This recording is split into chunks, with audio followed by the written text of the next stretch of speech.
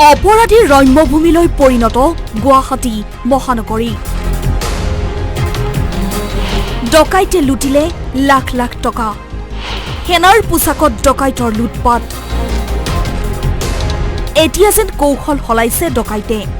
গুৱাহাটী মহানগৰীত ডকাইতৰ তাণ্ডৱ। মহানগৰীৰ ৰেডিসন ব্লুৰ সন্মুখত ভয়ংকৰ ডকাইতি কাণ্ড।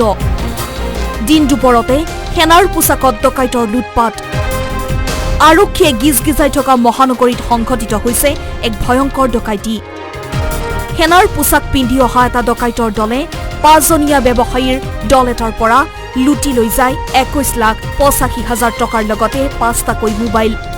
মেঘালয়ৰ উমছলিঙৰ পৰা এখন বাহনেৰে পইচা লৈ অহা ব্যৱসায়ী কেইজনক বৰাগাঁও উৰণীয়া সেতুৰ পৰাই লক্ষ্য কৰি আহিছিল ডকাইতৰ দলটোৱে।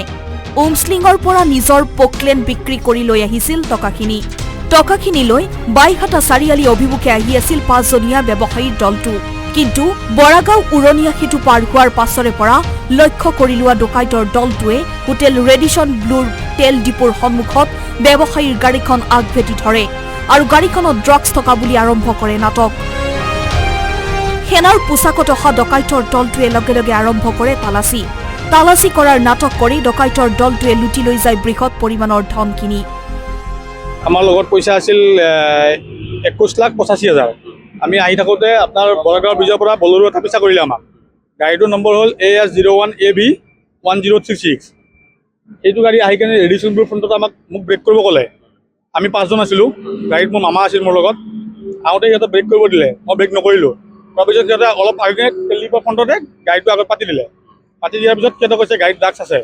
চব গাড়ীটো চব মানুহকে নুমাই চব পকেটবিলাক চেক কৰিলে, কৰি মোবাইলবিলাক লৈ ল'লে। আমাৰ ৫টা মোবাইল আছিল, মোবাইলবিলাক লৈ ল'লে, গাড়ীত চাবিটো লৈ ল'লে। ক'লে মোক কৈছে তই ড্ৰাগছৰ ব্যৱসায় কৰ, তই আগতে চিনি পাওঁ, এনেকৈ ক'লে। কৈ কেনে সিহঁতে কৈছে পইচা দে, পইচাটো বেগটো লৈ ল'লে। লৈ কেনে সিহঁতে কৈছে জালুকবাৰী PSলৈকে আহ, আমাৰ OC ছাৰ আহি আছে, ইয়াৰ পৰা নিহিলিবি কিন্তু। আমাক এনেকৈ কৈ থৈ গ'ল। কৈ থৈ এতিয়ালৈকে আমি হিলা নাই, আমি ইয়াতে আছোঁ, এতিয়ালৈকে সিহঁতৰ আহি নাই। সিহঁতৰ মানে ইয়াতে বগা টি-চাৰ্ট পিন্ধি আছে, সিহঁতৰ আৰ্মিৰ ইয়াতে লগো লগোৱা আছে, প্লাছ সিহঁতৰ ব্লেক পেণ্ট আৰু আৰ্মিৰ জোতা পিন্ধি আছে।